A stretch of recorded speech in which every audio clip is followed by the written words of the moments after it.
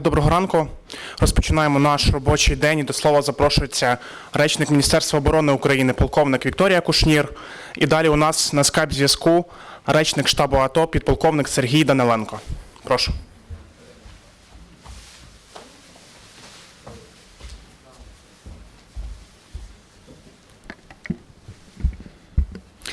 Доброго ранку, шановні присутні. Рада бачити вас на нашому брифінгу. Вчора відбулася офіційна зустріч міністра оборони України генерал-полковника Степана Полторака з міністром охорони краю Литовської Республіки Юозасом Олєкасом. В рамках візиту In the scope of the visit of the Lithuanian delegation to Ukraine, the head of the General Headquarters, Viktor Muzhenko, had a meeting with the Chief Commander of the Military Forces of Lithuania, Major General Jonas Vytautas Džiukas. The scope of discussion covered bilateral cooperation in the military area. Positions were agreed as regards support of Ukraine. Discussions were held regarding the establishing of a joint Little Pole Ukr Brig military detachment. Yesterday, the International Center for Peace and Safety in Lviv region held a solemn inauguration of the Ukrainian-American military exercise Fearless Garden 2015. The exercise will be held in 3 phases. The American representatives, jointly with instructors from the military forces of Ukraine and National Guard, will have 8 weeks of trainings. The repair unit of the military forces of Ukraine and military and defense enterprises carry out repairs and modernization of the available ammunitions and military equipment for the needs of the military forces of Ukraine. 248 military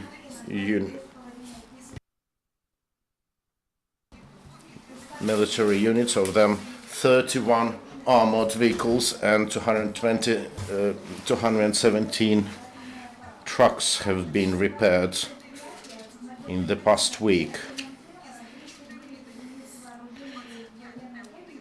39 units of armaments and military technique have been modernized on the national enterprises. Of them, 4 Su-25Mi planes, 11 T-64 Bulat tanks, and 8 armored personnel vehicles, BTR-4E. The military units of Ukraine are being provided with armaments and munitions according to their needs. At the moment, there are no problems with the supply of munitions for military units of the military forces of Ukraine. For that purpose, munition stocks have been created that are stored in accordance to established regulations and are located in maximum proximity to the conflict line.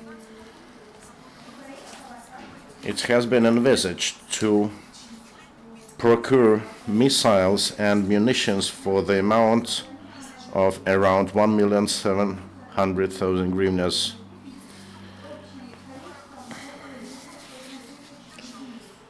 The Ministry of Defense of Ukraine, jointly with the General Headquarters of the Military Forces of Ukraine, carry out measures to procure modern samples of ammunitions and armaments of domestic and international produce.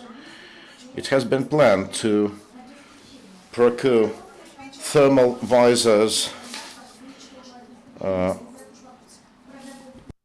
small arms and other types of military equipment for the total of 9,500 units within 2015. the Ministry of Defense carries out a substantial reform of its public procurement procedures. The military, jointly with volunteers, have prepared and presented draft reforms on electronic procurement, the pilot project on automation of logistics and accounting in the area of material supply, and concepts of reform of provision of military personnel have been designed.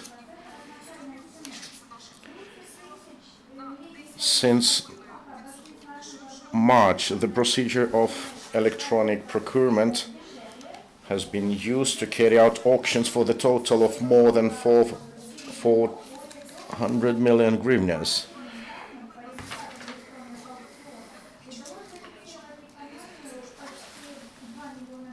According to the recent data, the electronic auctions allowed for the economy in amount of 2 million hryvnias for the procurement of 2 lots of technical gloves. The full procedure of electronic procurement will be further integrated in the system of electronic document turnover to speed the procedure of procurement.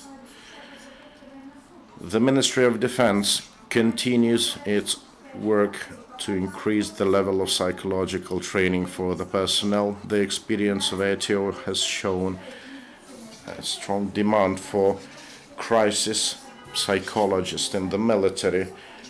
Along with tactical medicine, it is planned to create mobile groups of psychological support and have relevant training courses for the personnel in military detachments also deployed at the line of conflict. The first training on military psychology to overcome the post-traumatic stress disorder has already been carried for officers of the 81st Brigade.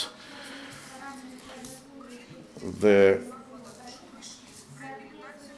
rehabilitation of wounded ATO participants remains among the priorities for the Defense Ministry. As of today, more than half of the military servicemen requiring rehabilitation have been offered relevant rehabilitation courses in respective institutions. In this regard, the Defense Ministry maintains its contacts with the Rehabilitation Service. Training and Scientific Center for Medical and Psychological Rehabilitation has been established, a program to improve qualifications of medical staff working in military hospitals, particularly in the area of medical and psychological rehabilitation, has been developed. The League of Ukrainians of Canada contributed to establish an IREX interactive rehabilitation system in the European Military Hospital.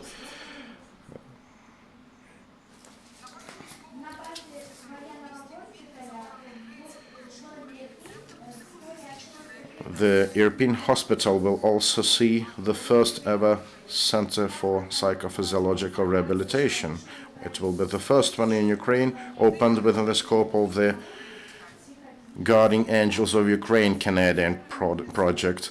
It will involve the most modern technologies of psychophysiological effect and interactive rehabilitation techniques. The center will inaugurate on 27th of April. I would like to give the floor to Sergiy Danylenko, liaison of the ATO headquarters, to notify about the situation in the ATO. Good morning, Sergiy. Good morning. What are the recent developments there? Since 18 hours yesterday, the rebel forces have continued the shelling of the Ukrainian positions, including 5 times when they used 120mm mortars. It is a clear violation of Minsk agreements. The provocations included the use of heavy artillery, tanks, and armored personnel vehicles.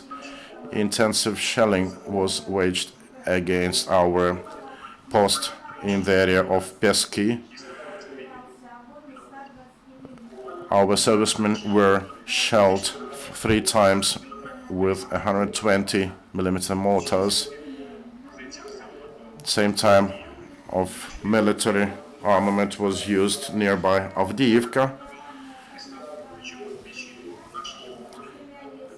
There were 4 cases of heavy shelling of our stronghold nearby Shirokina.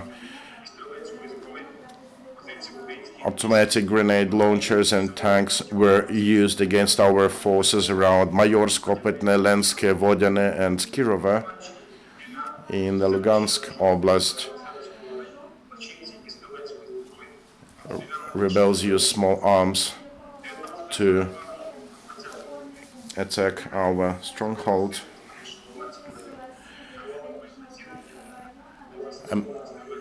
A standoff was registered nearby the village of Shirova, but our servicemen made the rebels to cut their attacks short.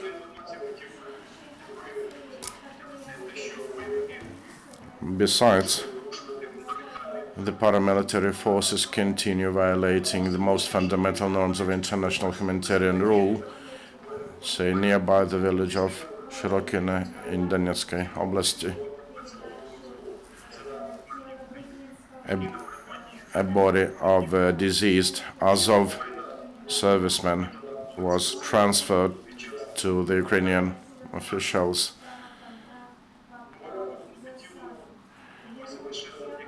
This was only possible owing to tremendous efforts of representatives of the OSCE SMM mission and the Center for Control and Coordination. The body was stripped of shoes and some of his belongings, and a mine, a lead personnel mine, was placed under the body. And only thanks to the assistance of the OSCE SMM observers, it became possible to defuse the body and to drag the corpse off the line.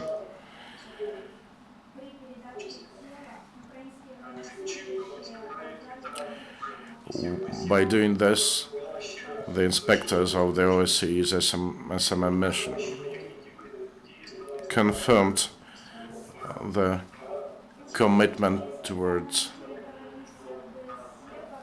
honoring the norms of international humanitarian law. I'd like to also draw attention to the fact that the representatives of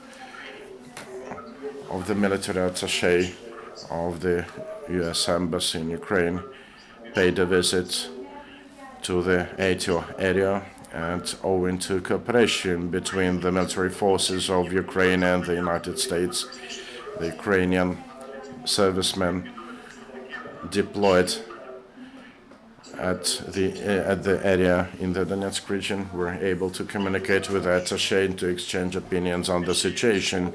And during the meeting,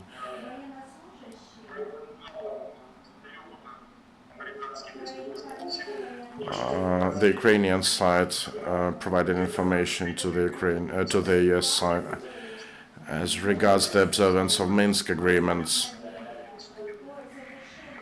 Thank you.